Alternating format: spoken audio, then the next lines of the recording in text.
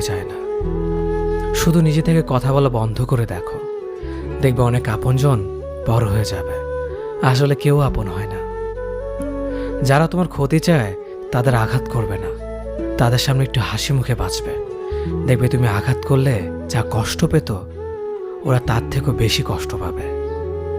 যত মিশবে ততই মানুষ চিনবে, অভিনয় যে কত প্রকার হয় তা বুঝতে পারবে।